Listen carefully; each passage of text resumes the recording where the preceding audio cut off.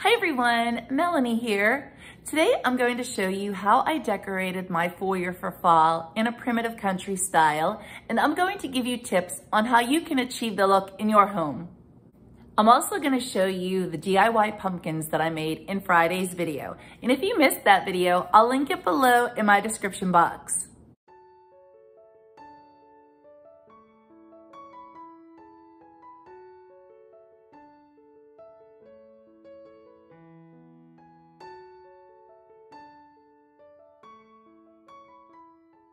Welcome to my foyer, everyone. This is the first impression that our guests get when they enter our home through these two double doors. I like this room to be warm, inviting, and of course, look beautiful. And it has to tie in with the rest of the decor throughout my home. This year, I'm achieving the look of my autumn decorating by incorporating a lot of fall colors and adding a lot of wood element to my decor. I'm using traditional fall colors, and those are colors that I incorporate throughout my home all through the year. This shelf is decorated very simply, but the sheep add a nice textural element. I found this small collection of kitchen ornaments recently at a flea market, and I thought it would look nice just to group them all together and hang them on this shelf. I thought this one complemented the other pieces quite nicely, so I added it.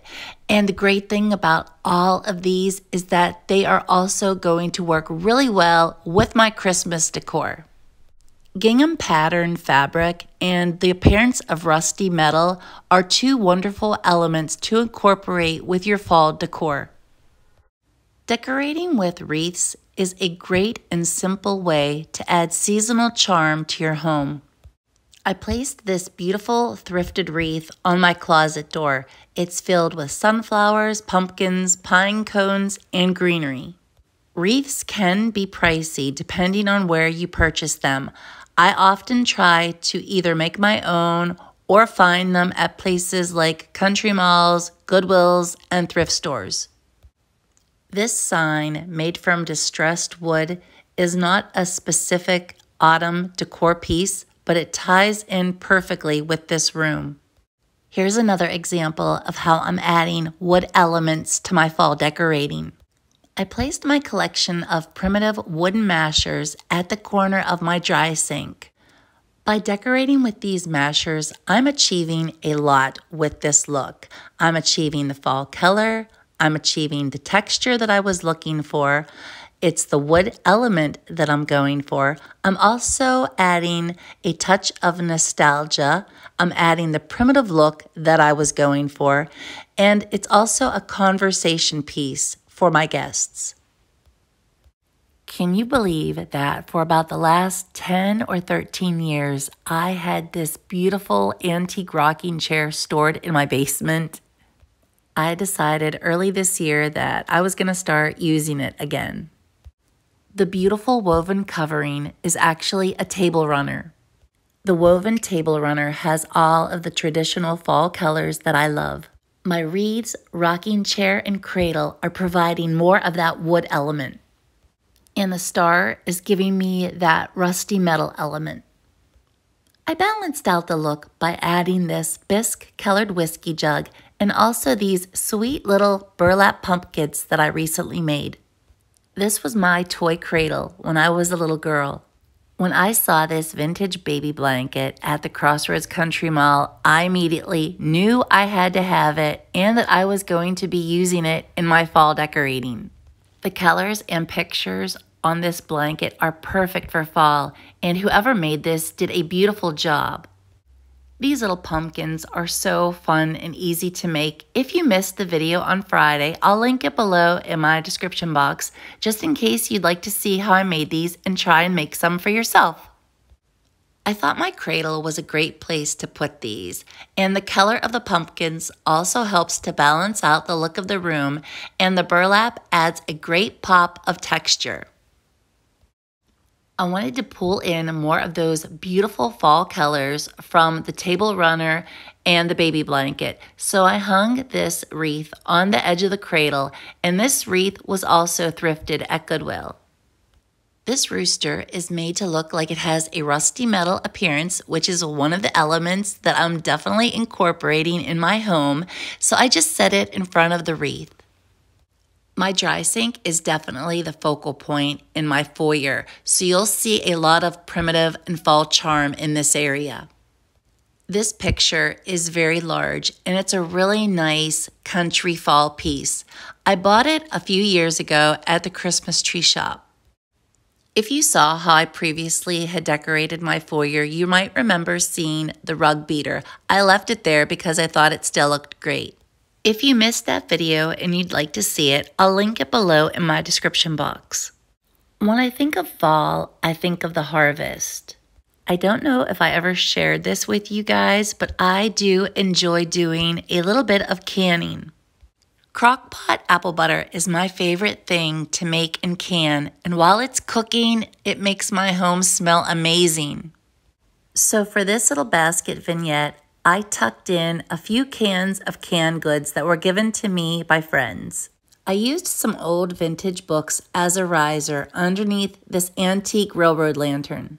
The basket is another way that I'm adding that wood element, and the lantern has the rusty metal appearance. I tucked a little bit of raffia between my stacked pumpkins just to give it a little bit more texture. Some of you might remember seeing this primitive scoop recently in one of the videos that I shared at the Crossroads Country Mall. If you missed that video, I'll link it below in my description box. I believe it was the fall decor tour. It's a beautiful primitive wooden scoop, and I thought it would be nice to just tuck a few ears of Indian corn inside. I placed 2 of my grungy primitive bread on this cutting board. The cutting board also gives me that wooden element, and the tin of the bread give me that rusty metal appearance. This was not my original idea. I got this idea from my friend Joann over at the Curated Home, so if you'd like to try making some primitive bread like this, I will link the video below in my description box so you can check it out and give these a try. The dried orange and apple slices are bowl filler, and I purchased that at Kirkland's. I purchased the acorn a few years ago at Michael's, and this pot is wonderfully rusty. I'm not sure of the exact age. It does look old, and I just filled it with some grapes. When I first added this table runner, I felt like it still needed some more color as far as a fabric. So I added some of the creepy cloth. That's what the white is. It's actually Halloween creepy cloth. You can buy it at the Dollar Tree, Dollar General, Walmart. If you find it at the Dollar Tree, you can get it for $1. Well, I believe now it's probably $1.25 because their prices have went up a little bit. But it's a very inexpensive fabric that you can incorporate with your fall and Halloween decorating. It gives you that old aged look. So it ties in really nice with my primitive decorating, and I'm going to be adding that a lot to my fall decor this year. If you can't find creepy cloth in the stores, cheesecloth is another great option, and it can be stained with tea or coffee to make it look old. I know I've said it before, but I'm definitely a maximalist, and I am going to decorate every nook and cranny, corner, you name it, I'm going to decorate it. My butter churn, cabbage slicer, and the wooden rooster are all giving me that wooden element. And I have a little secret. Some of you may remember I do have a butter churn, and this is the toll painted butter churn that you've seen me decorate with previously. It has the strawberries toll painted on the one side, and at the top it has some toll painting. I knew I wanted to incorporate it all through the seasons, but the strawberries just would not do for my seasonal decorating. So what I did was I just put the strawberry painting to the back and I flipped the top covering. Thankfully, it was not painted and it was finished that you could still, it would still blend in with the rest of the butter churn. So you can't even tell that this is the same butter churn. pitberry wreaths are a great way to add color and texture. This wreath also has little rusty metal stars throughout the pitberry.